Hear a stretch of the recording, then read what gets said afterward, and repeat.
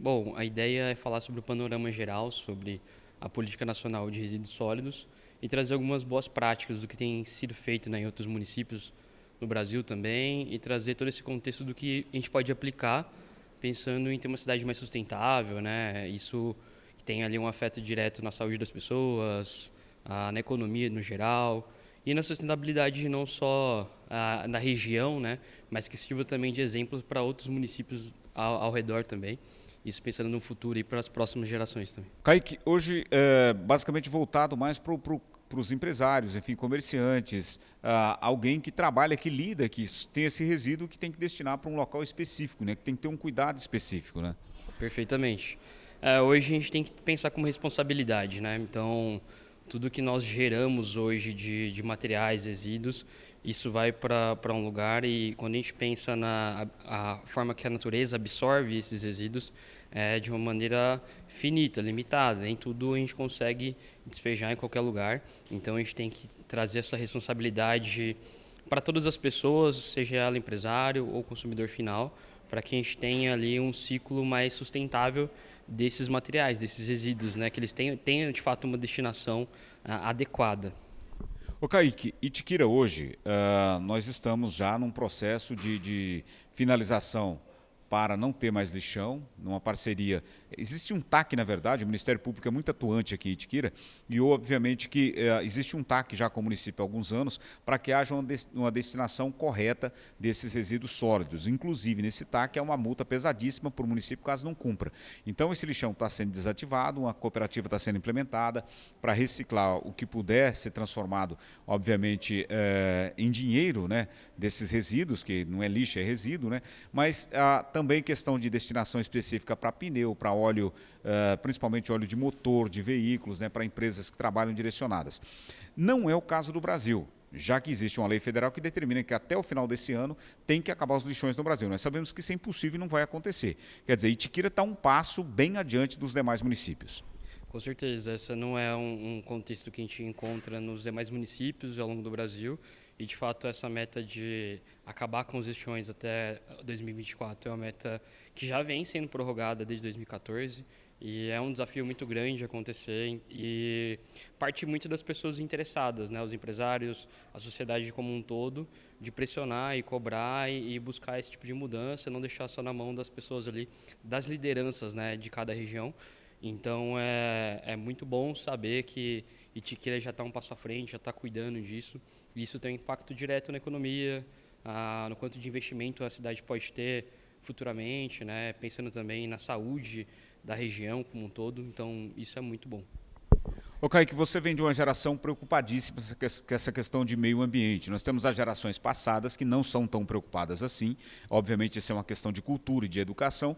E nós tivemos aí como diríamos, um momento que parou-se com a pandemia. Foram 2 anos.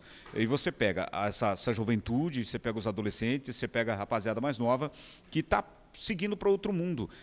Preocupa essa questão do meio ambiente, de você não ter esse pessoal agora antenado com essa questão?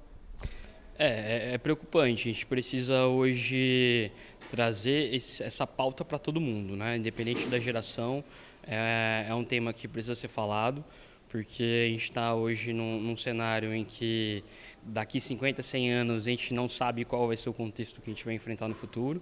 Pode ser quem esteja aqui ou não, mas o fato que a gente tem que pensar é que o que nós vivemos e aproveitamos do mundo, da natureza, é como se fosse alugado, né? A gente vai deixar isso aí para as próximas gerações e a gente tem que pensar nessas próximas gerações.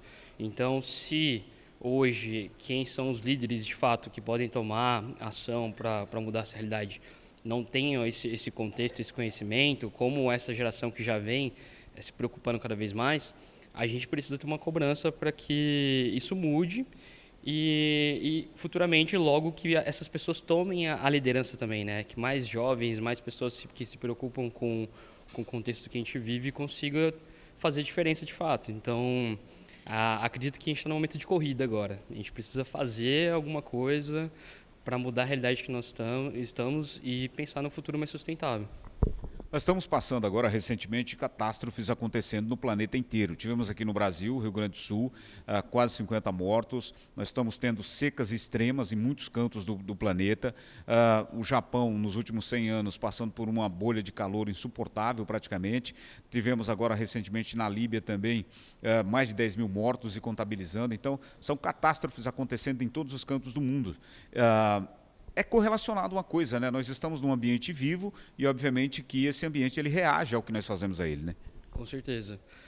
Hoje, como nós olhamos assim para as mudanças climáticas, né, ela vem de uma maneira perceptível com o volume de emissões de gás carbônico também na atmosfera, né? Então, até algumas pessoas acham que isso é um ciclo do próprio planeta, mas infelizmente não é.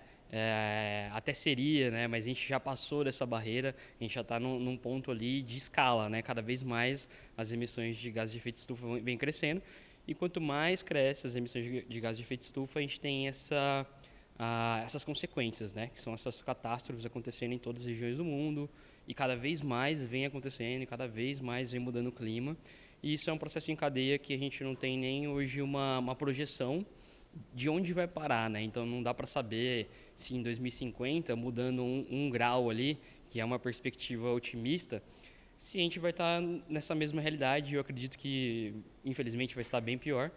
Mas essa é uma percepção otimista ainda, né? Que são essas metas aí de carbono zero até 2050.